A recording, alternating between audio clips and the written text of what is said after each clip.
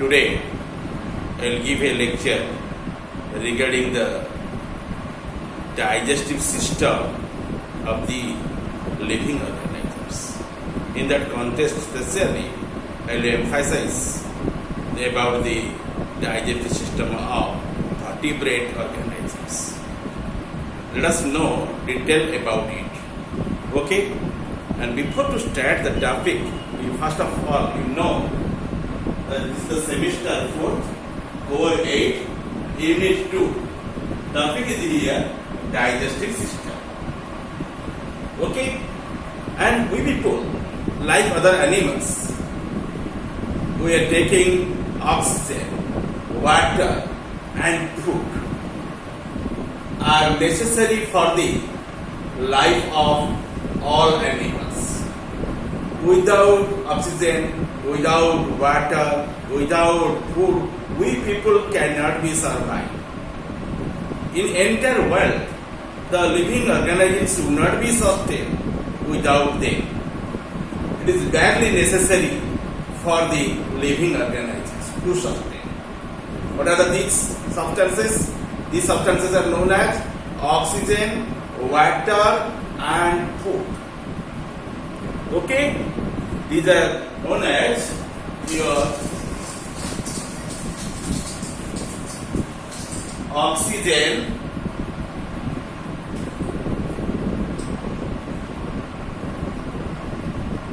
okay, and second one is known as water,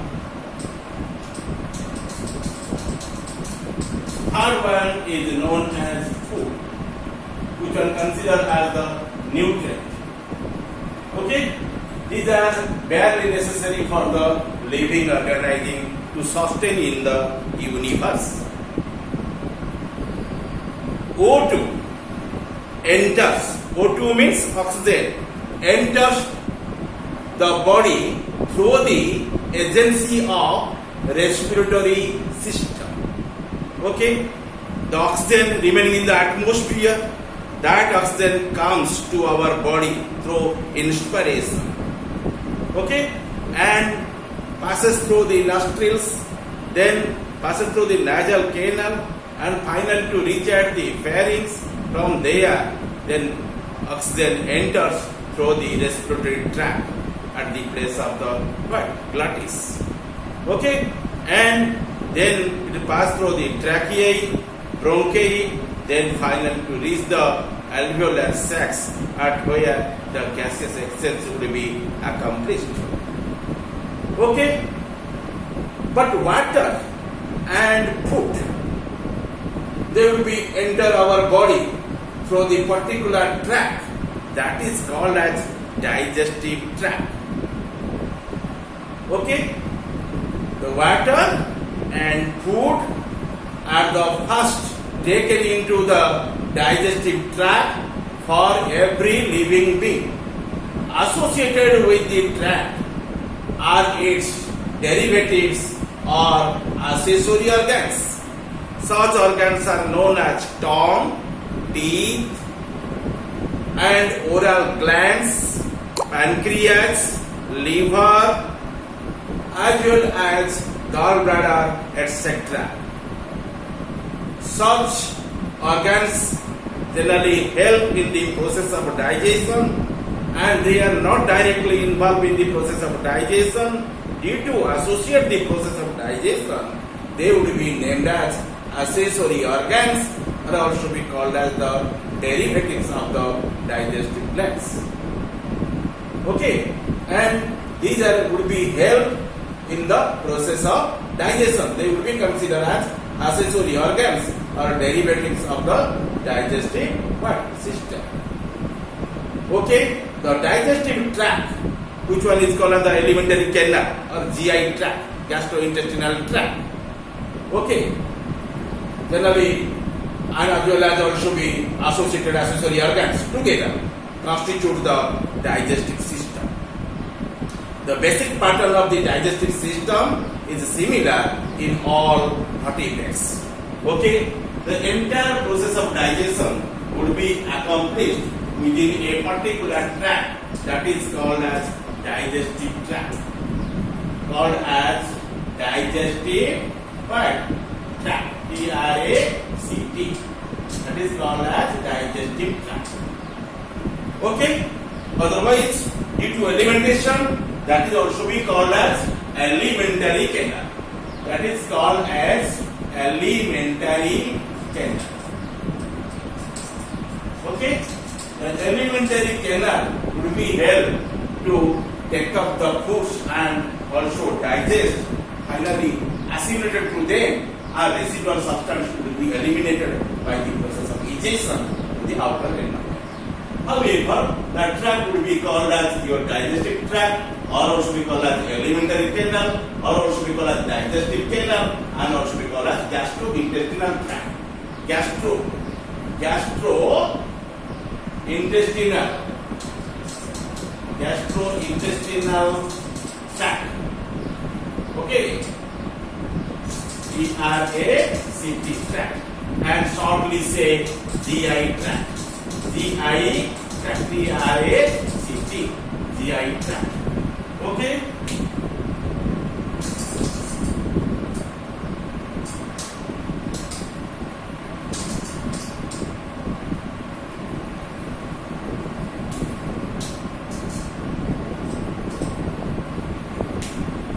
Let us know about the tract which would be help in the process of digestion and also be called as a digestive tract or also be called as alimentary canal.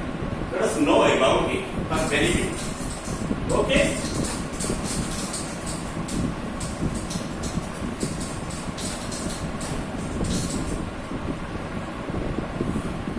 At the embryonic stage, you must find one tract which would be help in the digestion. That tract at the embryonic stage called as embryonic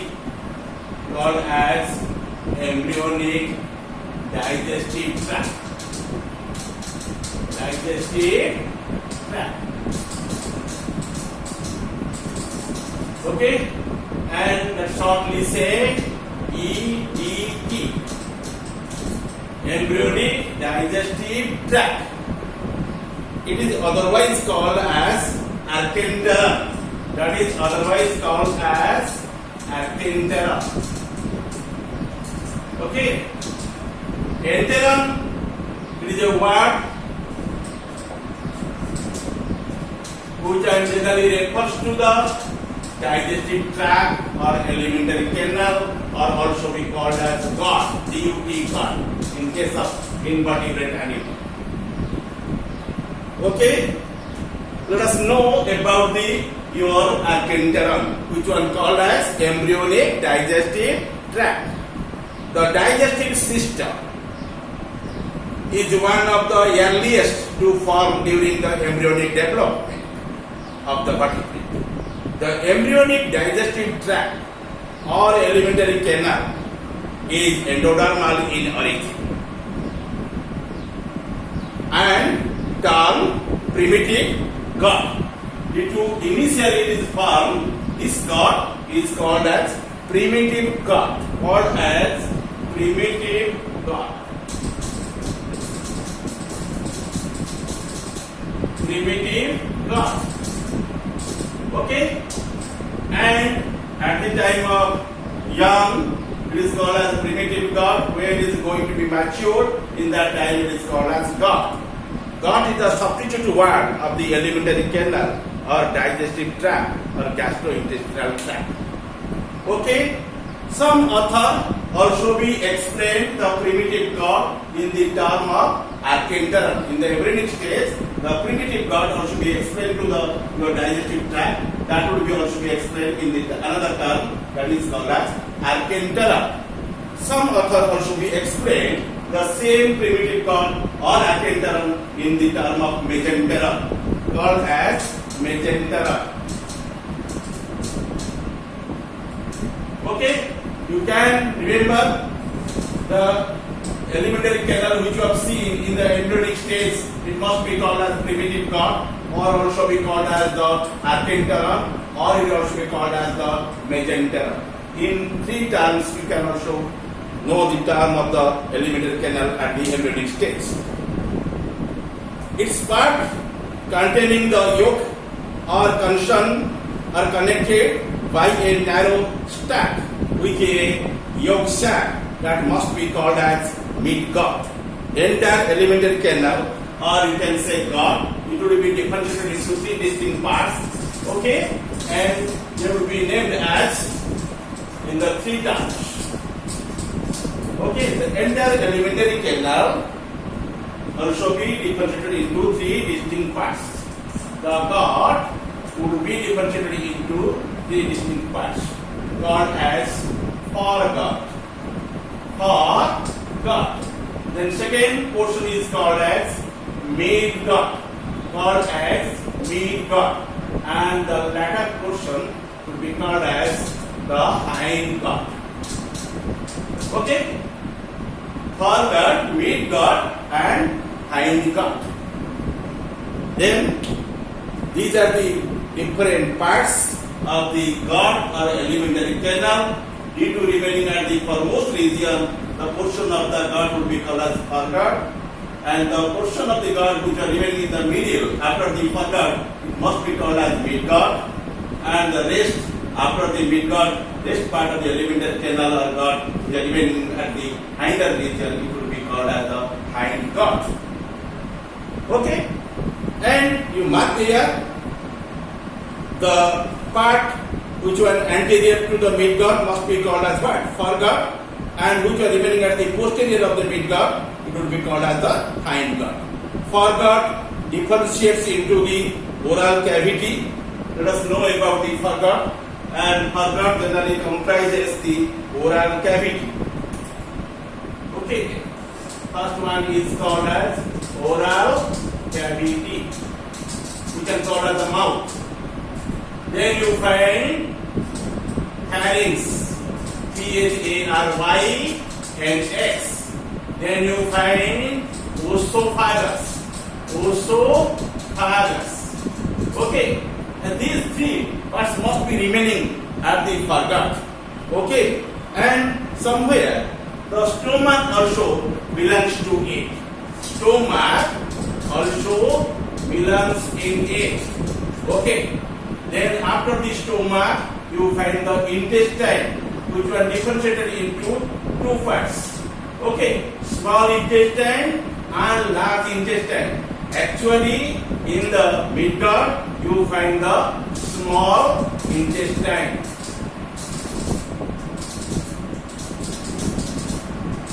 Okay, the small intestine generally helps in the absorbing the food. Okay. In case of the adult, it will be separated. Okay, and most of the small intestine of the remaining, okay, are the foregut in the initial stage, but by the by, they also be coming to the middlemost part of the alimentary canal in case of the adult, and it is also be considered as the midgut, or otherwise named as the small intestine. Actually, it is the area. In that area, the food will be absorbed and assimilated. So, it is called as midgut or called as the small intestine. That is named as small intestine. Okay? Then, towards hinder region, you find the hindgut. Hindgut forms the large intestine and cloaca. Actually, in there, you find the large intestine. Okay, and just after it, you find the what? The colon. That is called as the cloaca.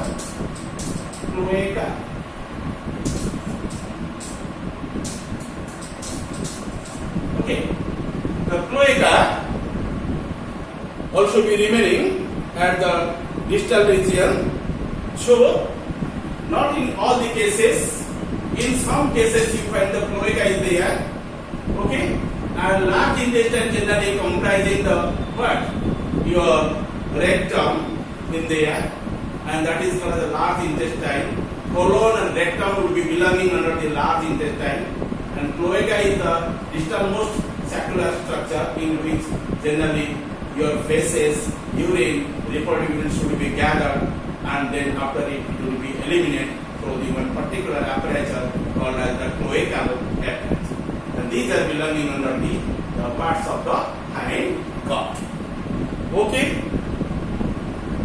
Only the lining of these organs are endodermal, while the connective tissue and muscles in their walls are derived from the mesoderm. Okay, and you know, three germ layers also be remaining in there. One germ layer is named as your ectoderm, called as ectoderm. Second one is called as the mesoderm, called as the mesoderm. And third one is called as the endoderm. Endoderm. Actually, the alimentary canal or gut constituted by the endoderm. Endoderm generally forming to the gut or alimentary canal. But the muscles and the mesenteries, they will be derived from the mesoderm. Mesoderm generally forming the mesenteries and muscles. Okay, these are generally constituted by the mesoderm, but the gut or the alimentary canal generally constituted by the endoderm. Okay, and in this manner, generally the alimentary canal is formed up, and you already know the germinal layer by which it is constituted. Then next you see, you find the different components, okay, which will be helping in the process of digestion. Some author also be differentiate to the parts of the alimentary canal by the other two terms, remember, and that is called as your oreum.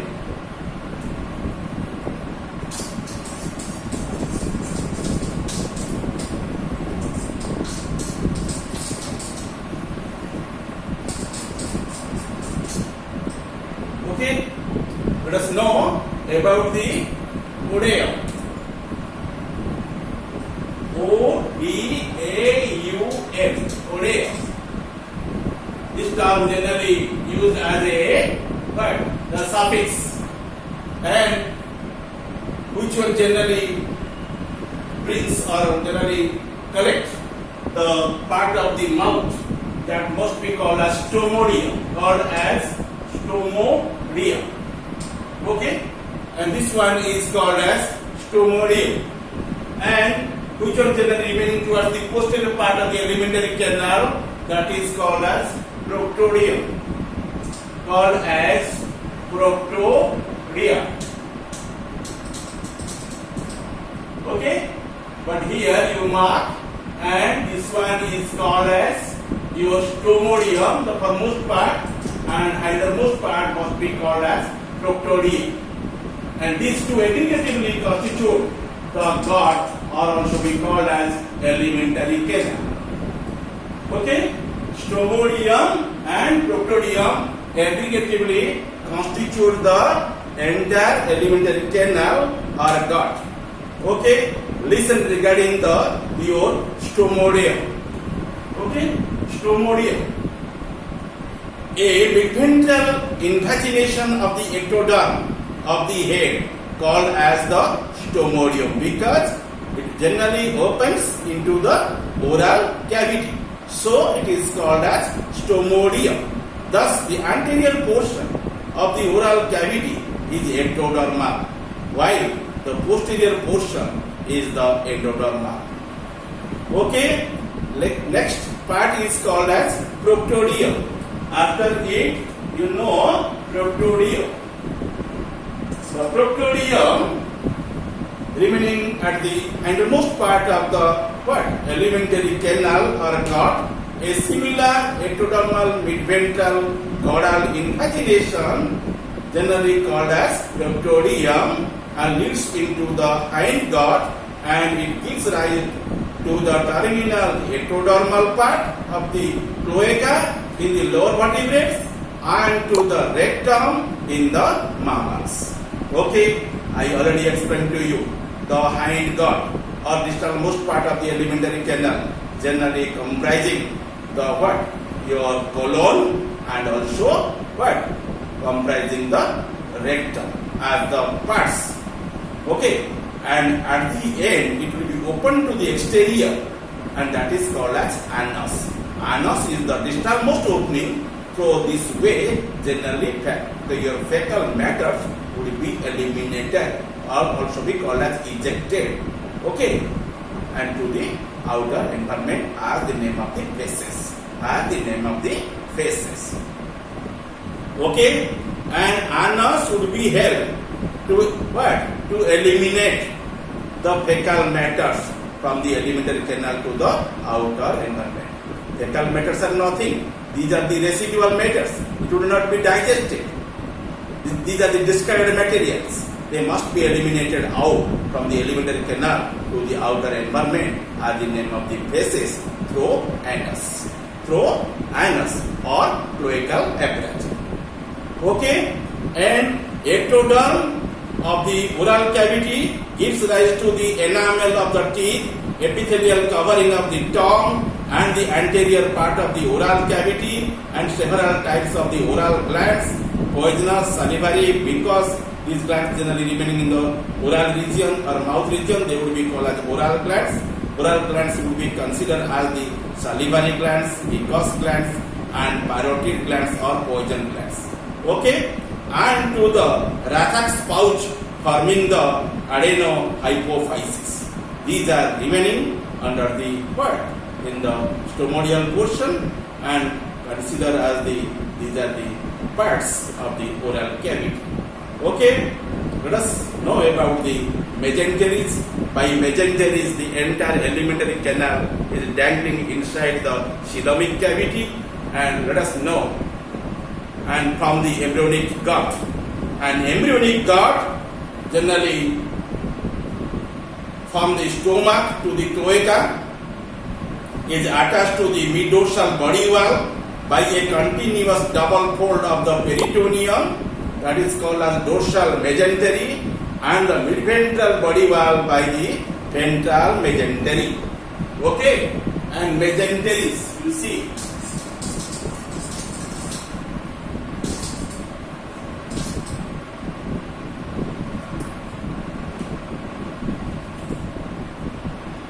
This is the outer lining layer of the body wall, and at the center you find the cross section of the alimentary canal or gut, and it will be generally connecting by the two mesenteries. Double fold mesenteries will be remaining in here, and another one remaining in here. This is the dorsal side, this is the ventral side. Okay, and this is the gut, and this is the body part. You mark here, in between the wall of the alimentary canal or gut and also body wall, we find a space, and this space generally meant for the arrangement of the other organosystems, and this one is called as body cavity. This is called as body cavity. Body cavity, otherwise called as coelom. If the organism generally possessing such type of coelom, you can say eucoelomate, called as eucoelomate. Okay, and you mark this is the inner lining layer of the gut, and this is the inner layer of the body wall. In between them, you find a space. This space is called as the body cavity or coelom. And this is the dorsal side of the organism. This side is the ventral side of the organism. And here you find one connective, and this connective is called as dorsal mesenteries. This one is called as dorsal mesenteries. Okay, another mesentery also stands here. That one is called as ventral mesenteries. Ventral mesenteries. You know the function of the mesenteries? Generally, they will be here to dangling to the your gut or alimentary canal inside the body cavity of the what? Organism.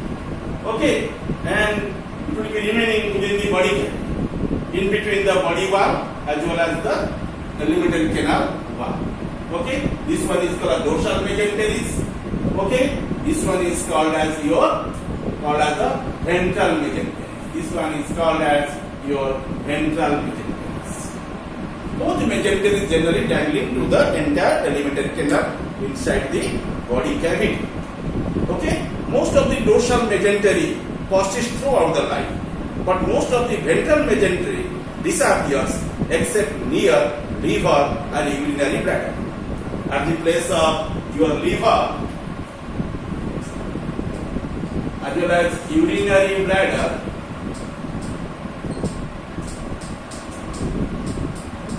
okay, in there is no mesenteries. The ventral mesenteries also be absent in there. Okay, ventral mesenteries will be absent at the place of liver and urinary bladder. Okay, and usually nerves and blood vessels connects to the organ through the mesenteries. Mesenteries provide the ample of surface for the running of the blood vessels and nerve fibers. Okay, and after it, and you know about the cilia. Cilia generally remain inside the alimentary canal.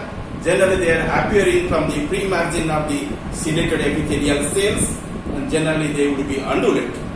And due to undulation, the food would be propelled from the where? From the pharynx towards your stomach, and from the stomach towards the small intestine, like that. Okay, and food can be processed by the help of peristaltic movement of the muscles as well as also the movement of the cilia from the ciliated epithelial cells. The cilia often occurs in the digestive tract of the vertebrate, and it is entirely ciliated in the adult branchiostoma and many larval vertebrates, and commencing with your amniocentesis, and cilia are retained in the oral cavity, pharynx, esophagus, stomach of the amphibians, in the stomach of many teleosts, and also ceca of the some birds and many other parts of the various species. They occur temporarily in the stomach of the women coitus. What is the name? Cilia. They are called as cilia. C-I-L-I-A. Singularly called as cilia. C-I-L-I-U-M. And these are the outgrowths of the cell structure considered as the cell bud organelle, and it will be held in the bud, the propelling work, and by the propelling, automatically the food would be propelled from anterior to the posterior. Okay, and food can be processed towards the stomach for the purpose of digestion, and that is the main function of the cilia. And you can find temporarily the cilia in the stomach of the women coitus. Okay, thank you all here, and I ended in my the discussion, and you can collect some knowledge from me or from my expression, and it will be generally help in your career. I think you can follow these points mindfully.